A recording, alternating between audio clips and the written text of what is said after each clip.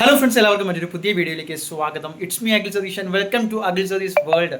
ഒരുപാട് വിദ്യാർത്ഥികൾ ചോദിച്ചു, ഞങ്ങളെക്കുറിച്ച് എന്താണ് പരാമർശിക്കാത്തത്, ഞങ്ങളാണ് യഥാർത്ഥ പ്രതിസന്ധികളിലൂടെ കടന്നു പോകുന്നത്, പരീക്ഷാ സമയത്തും ഇത് ഞങ്ങളെ പിന്തുടരുകയാണ്. മറ്റൊന്നുമല്ല, +2 വിദ്യാർത്ഥികൾ, ഹയർ സെക്കൻഡറി 2ാം വർഷം പഠിക്കുന്ന വിദ്യാർത്ഥികളെ കുറിച്ച് തന്നെയാണ് പറഞ്ഞു വരുന്നത്. നമ്മുടെ ചാനലിൽ കൂടുതലും അവരുടെ അത്തരത്തിലുള്ള ആ ഒരു ഏജ് ഗ്രൂപ്പിലുള്ള ആ ക്ലാസ് പഠിക്കുന്ന ഫോളോവേഴ്സ് ആണ് എന്നുകൂടി നമ്മൾ മനസ്സിലാക്കുന്നു.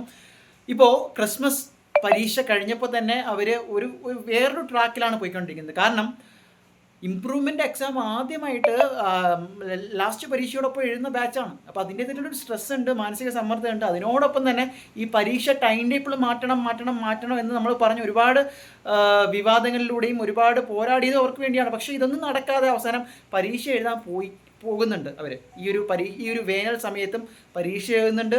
ഇമ്പ്രൂവ്മെൻറ്റ് +1 ഇമ്പ്രൂവ്മെൻറ്റ് അതിനോടൊപ്പം അറ്റൻഡ് ചെയ്യുന്ന ഒരുപാട് പിള്ളേരുണ്ട്.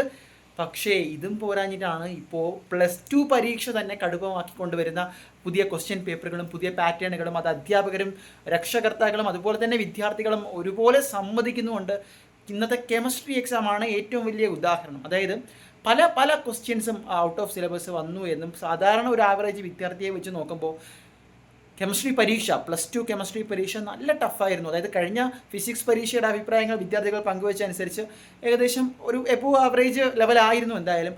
അപ്പോൾ അത് വെച്ച് നോക്കുമ്പോൾ കെമിസ്ട്രി പരീക്ഷ എന്തായാലും അതിനേക്കാൾ ടഫായിരുന്നു. പല വിദ്യാർത്ഥികൾക്കും അതിനെക്കുറിച്ചുള്ള നെഗറ്റിവിറ്റി മാത്രമാണ് പറയാനുള്ളത്. നന്നായിട്ട് പരീക്ഷ എഴുതാൻ പറ്റിയിട്ടില്ല, പഠിച്ചുകൊണ്ട് പോയ പലതും വന്നിട്ടില്ല. അപ്പോൾ നിങ്ങൾ സീരിയസ്ലി ഇത്തരത്തിൽ സമയം കൊണ്ടോ അല്ലെങ്കിൽ പഠിച്ചതിൻ്റെ പുറത്ത് നിന്ന് വന്നതുകൊണ്ടോ എങ്ങനെയായിരുന്നു, നിങ്ങൾ പ്രതിസന്ധിയിലായിരുന്നു ആ ഒരു പരീക്ഷ കഴിഞ്ഞിട്ട്, തീർച്ചയായിട്ടും കമൻറ്റ് ചെയ്യുക. ചാനൽ സബ്സ്ക്രൈബ് ചെയ്യുക. കൂടുതൽ വാർത്തകൾ വരുന്നുണ്ട്. നിങ്ങളുടെ വാല്യൂഷനുമായി ബന്ധപ്പെട്ട് ഇനി അങ്ങോട്ടുള്ള റിസൾട്ടുമായി ബന്ധപ്പെട്ട വാർത്തകൾ തീർച്ചയായിട്ടും ചാനൽ സബ്സ്ക്രൈബ് ചെയ്യുക. സബ്സ്ക്രൈബ് ചെയ്യുന്നവർക്ക് A+ കിട്ടട്ടെ.